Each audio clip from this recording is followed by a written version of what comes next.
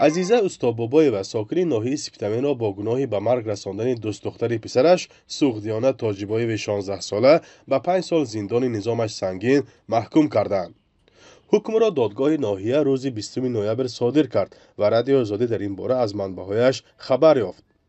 استابابایو را هفته گذشته از تالار دادگاه به بازداشتگاه بردند و تا آن زمان در آزادی بود. معلوم نیست خود او در مرافعات چی گفته است. پیوندان از جمله برادر و فرزندانش روز 25 نوامبر نخواستند که در این باره با خبرنگار رادیو آزادی صحبت کنند. وی وکیل مدافع هم نداشته است. چند عضو خانواده تاجیبایف گفتند که از حکم راضی اند. یک منبع رادیو آزادی در دادگاه ولایت سوخت گفت حکم هنوز به اجرا ندرآمده است و اگر جانب‌ها شکایت کنند احتمال حکم بازبینی گردد. بحث دو عائله از آنجا سر زد که ماه ایون امسال تنی بیجان و آویزان سوخدیانه تاجیبایو را از عاقل یافتند. او در صنف نهم میخواند و به قول نزدیکانش همان روز باید در مکتب امتحان میسپرد. نزدیکان سوخدیانه از آن سبب مادر دوست پسرش عزیزه استابابایو را در خودکشی گناهکار میدانند که گویا او چند روز پیش از خودکشی نورست را استنتاق کرده به نوار گرفته است. من o'g'limga nimaga yozding?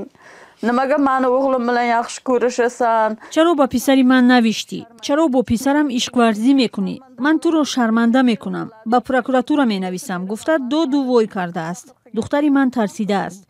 دختری خودش را بیهوده می آویختگی نبود. به خواندن می در آمدگی بود. همه حجت‌هایش تیار بود. به امتحان‌هایش تیاری میدید و خودش را آویختنش در خیالش هم نبود. در حالی که مقامات و پیوندان سوخدیانه تاجیبایو و این زن را برای به خودآویزی رساندن دختر نورست گناهکار دانستند، خود او پیشتر در صحبت بدون میکروفون با رادیو آزادی گفته بود وضعیت آن طوری نیست که دعواگران تصویر میکنند. وی گفته بود تنها میخواست از عاقبت‌های احتمالی ناگواری که در پی عاشقی پسرش با دختر نورست پیش بیاید جلوگیری نماید. بر اساس آمار دادسانی کل تاجیکستان در سال 2024 259 زن و دختر خودکشی یا قصد به جان خود کردند. در بین آنها نابالغان نیز هستند.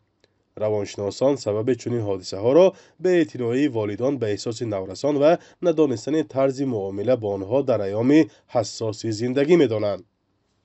فرزان محمدی، رادیو آزادی، ناحیه سپیتامین.